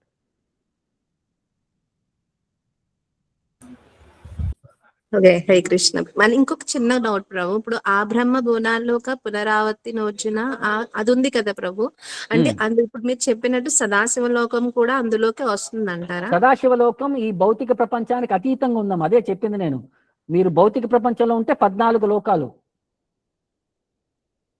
సదాశివ మహేష ధామం వచ్చేసరికి అది భౌతిక ప్రపంచానికి దేవీ ధామానికి బయట. ఓకే ఓకే ప్రభు. ఈ భౌతిక ప్రపంచంలో ఉండేది కైలాసం. అవును ప్రభు. ఎలాగైతే మనకి క్షీరసాగరం వైకుంఠం ఉంటుందో కైలాసం అనేది సపరేట్ గా ఉంటుంది. అక్కడ శివుడు ఉంటాడు, one of the Rudras. Okay, Hare Krishna. Hare Krishna. Parvati Mataji, మీరు మీ సందేహాన్ని అడగండి. హరే కృష్ణ ప్రభు. నేనేనా ప్రభు? నువ్వేనమ్మా, నువ్వే. నీ పేరే కదా పార్వతి. అంటే దేవకి అని వస్తుంది ప్రభు, అందుకు అడుగుతున్నా. ధన్యవాదాలు ప్రభు. అంటే మీకు ఇక్కడ పేరు మాకు డిస్ప్లే పార్వతి అని వస్తుంది ఇక్కడ. ఓకే ప్రభు, అంటే సండే క్లాస్ లోని అలాగా ఇచ్చాను, అందుకు ఇలా ఫీడ్ అయింది ప్రభు. థ్యాంక్ యూ ప్రభు. ప్రభు, ఇప్పుడు భగవంతుడు యశోదమాత నందమహారాజులకి తను భగవంతుడని తెలియకుండా తన యొక్క మహమాయ చేత ఉంచడం బట్టి తను భగవంతుణ్ణి భగవంతుడు కాదు, నా కొడుకే, ఇవన్నీ ఎవరో చేస్తున్నారు అని అలా ఆ విధంగా భావన చేసుకొని తన లీలలన్నీ ఆ విధంగా చూడడం జరిగింది కదా ప్రభు.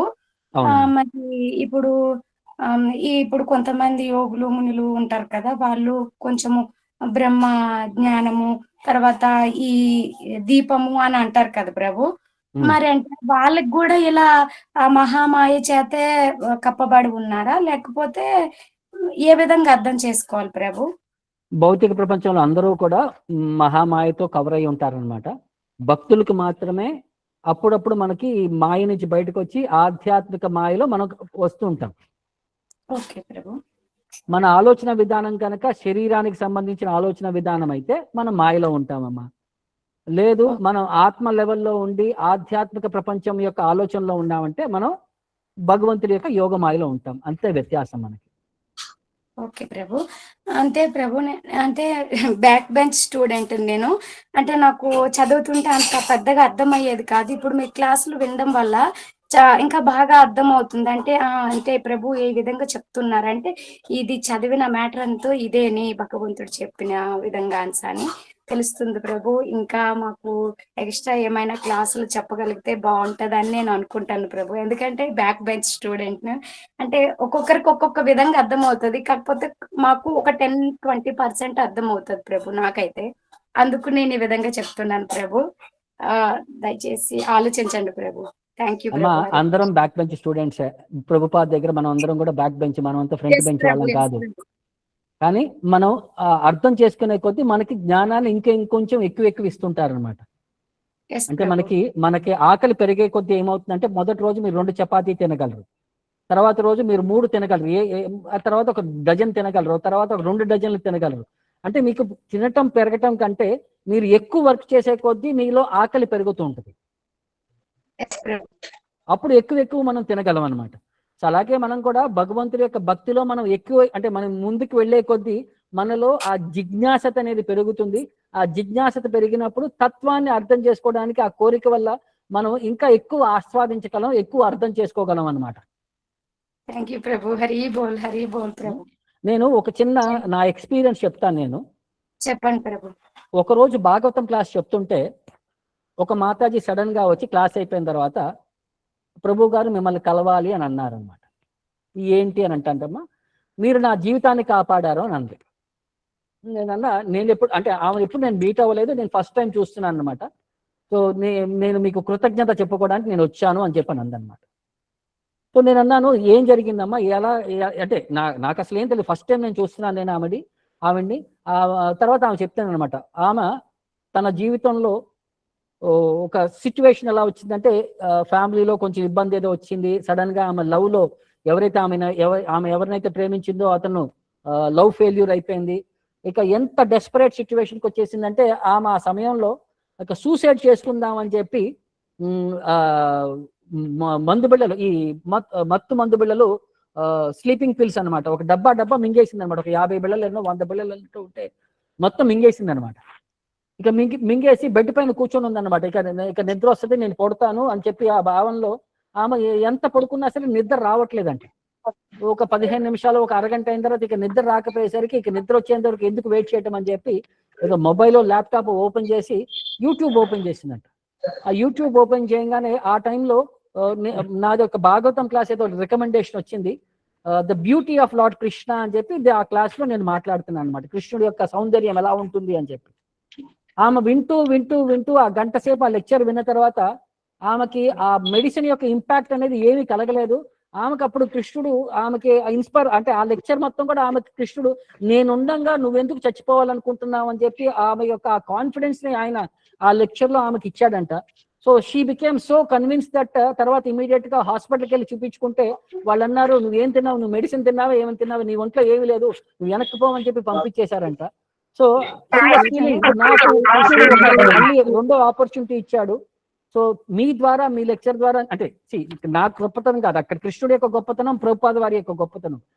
మనం గనక వారి యొక్క అడుగు జాడల్లో, గురువు గారి యొక్క అడుగు జాడల్లో యథావిధిగా మనం గనక చెప్పగలిగితే జీవితాలు మనం ఏమీ ఎక్స్పెక్ట్ చేయట్లేదు, బట్ కొంతమంది జీవితాల్లో అదే గొప్ప మార్పు కింద వారికి అది ఒక గొప్ప అవకాశం అవుతుంది. నిస్వార్థ సేవ అనేది మనం ప్రయత్నించాలి. అది మనం చేసే ఈ ఆలోచన విధానం అన్నమాట. అంతకంటే ఏం లేదు ఇది. ఎస్ ప్రభు చాలా అర్థమైంది. సెంట్రిక్ గా పెట్టుకున్నప్పుడు ఉంటుంది, ఆ రుచి తెలుస్తుంది అనేది చక్కగా అర్థమైంది ప్రభు. థ్యాంక్ యూ ప్రభు, థ్యాంక్ యూ సో మచ్ ప్రభు. హరే కృష్ణ. కృష్ణమణి మాతాజీ, మీరు మీ సందేహాన్ని అడగండి. హరే కృష్ణ ప్రభు, దండవత్సనం ప్రభు. చెప్పండమ్మా.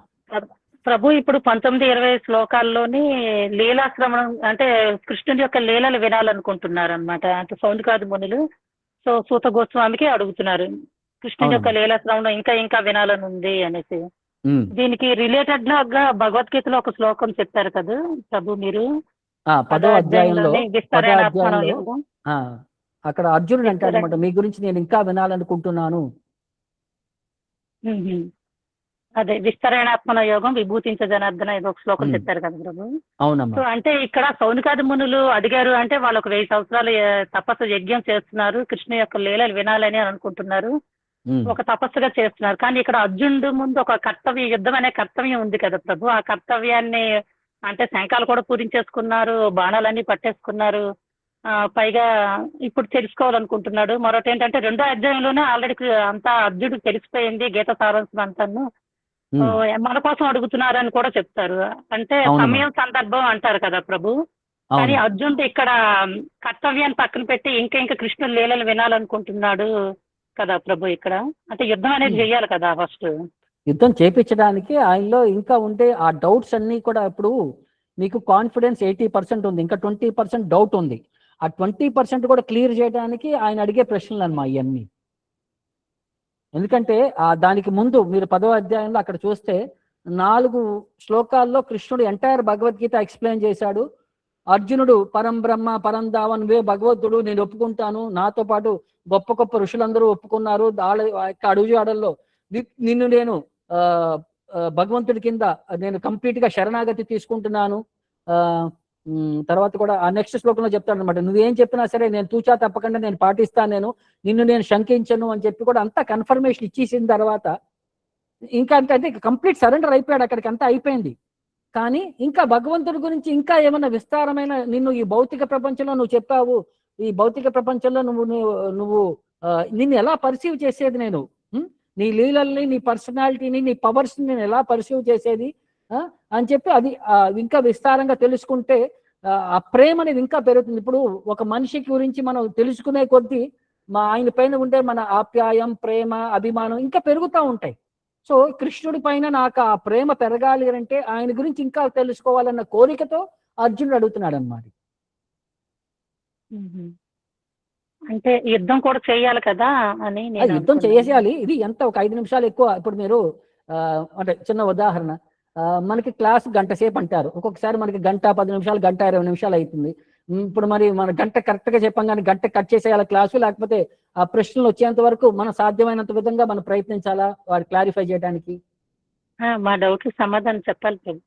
మరి అందుకనే కదా మరి. అలాగే అక్కడ కూడా ఆయన ఫస్ట్ డౌట్లు క్లారిఫై అయితే పని చేసేటప్పుడు మళ్ళీ కన్ఫ్యూషన్ ఉండదు. సగంలో ఎక్కడైనా మళ్ళీ చిన్న డౌట్ వస్తే మళ్ళీ పనిలో అంతరాయం కలుగుతుంది.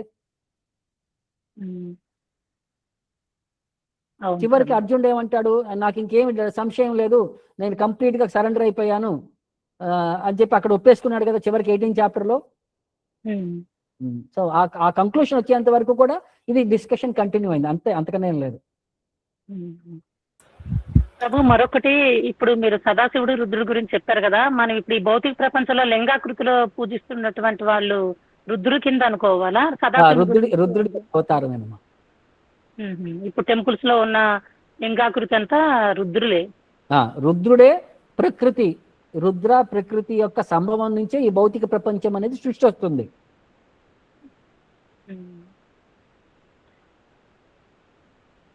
హరి బోల్. ఓకే ప్రభు, థ్యాంక్ యూ ప్రభు. హరే కృష్ణ ప్రభు. Can we take last 2 doubts ప్రభు? ఓకే. ప్రియా మాతాజీ, మీరు మీ ప్రశ్న అడగండి. హరే కృష్ణ ప్రభు, దండవత్ ప్రణామం. చెప్పండి ప్రభు. వైకుంఠం మరియు గోలోక బృందావనం రెండు ఒకటేనా ప్రభు? వైకుంఠంలో చాలా వైకుంఠాలు ఉన్నాయమ్మా. ఓకే ప్రభు.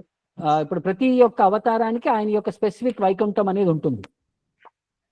మీకు భాగవతం తీసుకుంటే కపిల ముని ఉన్నాడు, వారి యొక్క తల్లి దేవహుతి గారు ఉన్నారు. సో ఆ 3rd canto ఎండింగ్ లో దేవహుతి కపిల వైకుంఠానికి వెళ్ళారు అని చెప్తారు. ఎక్కడైతే కపిల ముని వైకుంఠంలో ఆయన ఇన్ఛార్జ్ కింద ఉంటారో ఆ స్పెసిఫిక్ వైకుంఠానికి వెళ్ళారు అని చెప్పి. అలాగే భగవంతుడి యొక్క అవతారాలన్నీ కూడా సముద్రంలో అలలన్నీ అవతారాలు అంటారు. సో ప్రతి ఒక్క అవతారానికి ఒక స్పెసిఫిక్ వైకుంఠం అనేది ఉంటుంది. ఆ స్పెసిఫిక్ వైకుంఠంలో ఆ పర్సనాలిటీని సెంటర్ ఆఫ్ వర్షిప్ కింద చేస్తుంటారు. సో అలాగా అన్లిమిటెడ్ వైకుంఠాస్ అనేవి ఉన్నవి, అన్లిమిటెడ్ విష్ణు పర్సనాలిటీస్ ఉన్నవి అని చెప్తారు. ఈ వైకుంఠాలన్నిటిలో కల్లా శ్రేష్టమైనది గోలోక బృందావనం. ఇప్పుడు మీకు పెన్లో మీరు పర్ల్స్ వేసుకుంటారు, అన్ని వేసుకున్నప్పుడు ఇక్కడ సెంటర్ లో ఉండే పర్ల్ చాలా పెద్దది ఉంటుంది, చాలా బెస్ట్ ఉంటుంది. అలాగే అన్ని వైకుంఠాలన్నీ కూడా పర్ల్స్ అయితే అందులో ఉండే బెస్ట్ వైకుంఠ బెస్ట్ పర్ల్ వచ్చేసరికి గోలోక బృందావనం.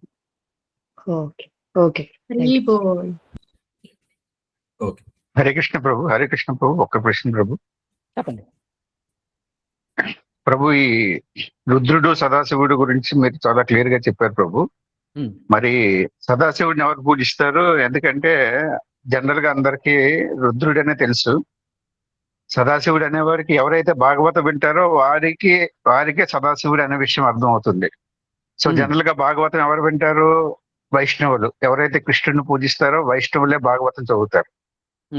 సో మిగతా వారు మన భౌతిక జగత్తులో ఉన్న చాలా మంది రుద్రుడే శివుడు అనుకుంటారు, రుద్రుడినే పూజిస్తారు. కాబట్టి సదాశివుడిని ఎవరు కొలుస్తారు ప్రభు? ఎవరు అర్థం చేసుకోగలరు సదాశివుడిని?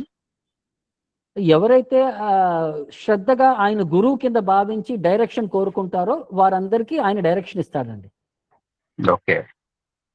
అంటే ఇప్పుడు భావన కాదు, అక్కడ గురువు గారు అన్న భావన, గురువు భావనలో ఎవరైతే వ్యవహరిస్తారో, ఇప్పుడు నాలెడ్జ్ కోసం మనం అంతా కూడా ప్రయత్నిస్తే సో ఎవరో ఒకరి యొక్క షెల్టర్ తీసుకుంటాం మనం. సో ఎవరైతే ఒక ఈ పర్ఫెక్ట్ ఆలోచన విధానంలో వాడు షెల్టర్ తీసుకుంటారో శివుడికి, వాళ్ళందరికీ ఆయన సిస్టమేటిక్ గా గైడ్ చేస్తారు. అంటే రుద్ర సాంప్రదాయం ప్రకారం అనుకోవచ్చు ప్రభు. అలాగ అనుకోవచ్చు మీరు.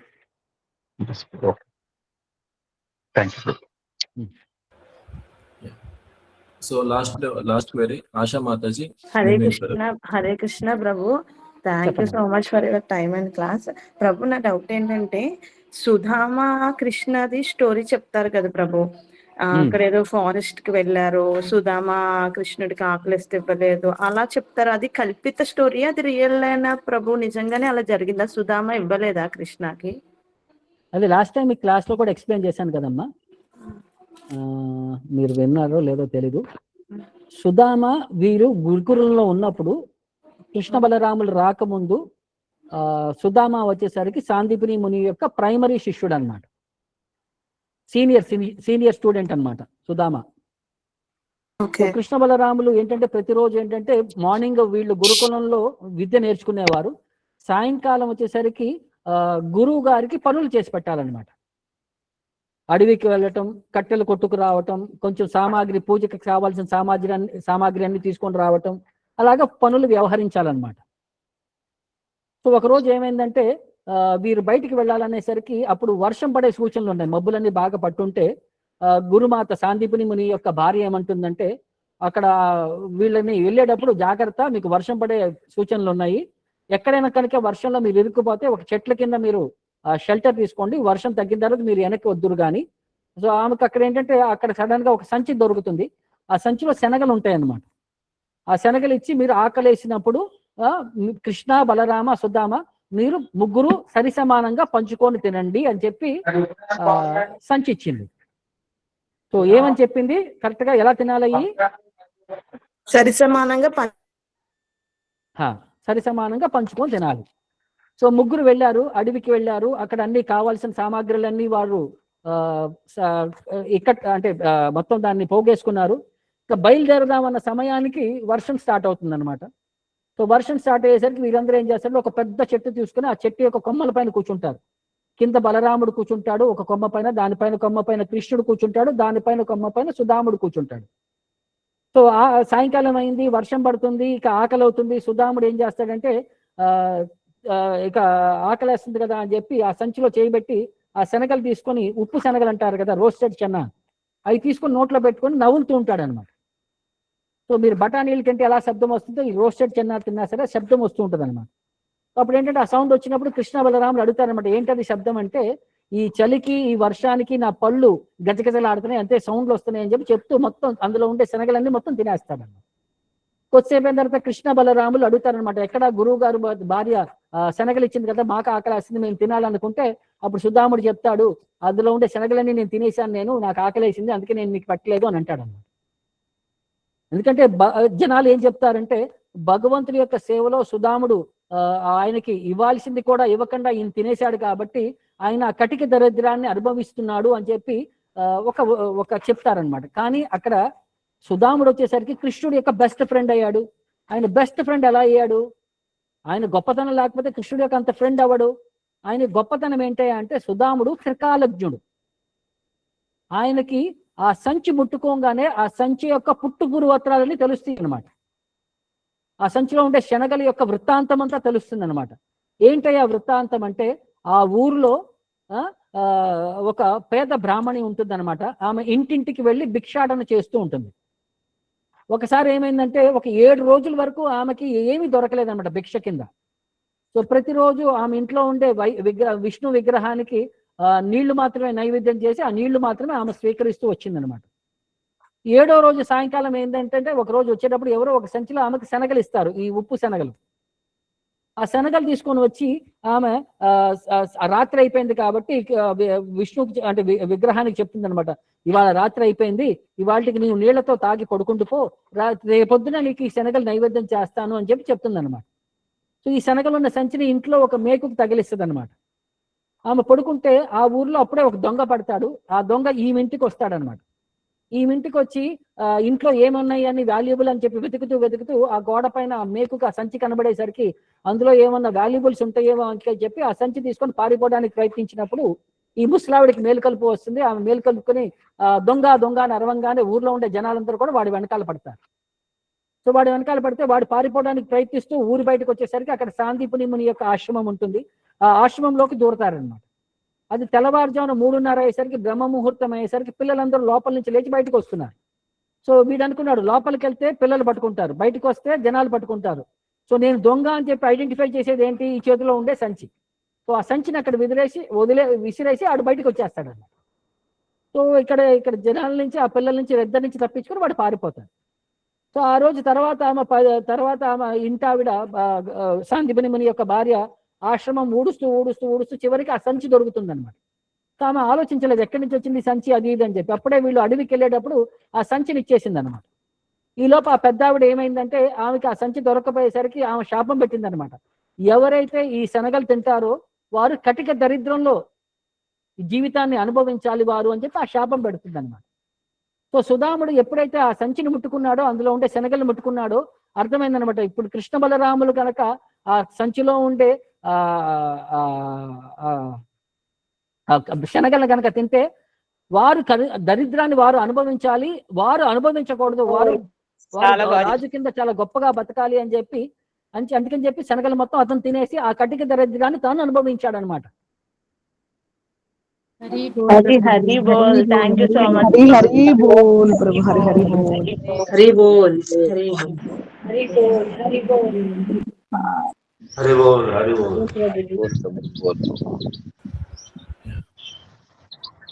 హరే కృష్ణ ప్రభు. Okay. Thank you so much ప్రభు. Thank you very much for your time. So భక్తులకి ఇంకా సందేహాలు ఏమైనా ఉంటాయి కనుక నెక్స్ట్ క్లాస్ లో అడగండి. So Prabhu will be available. Thank you Prabhuji. Hare Krishna. Thank you Prabhuji. Hare Krishna.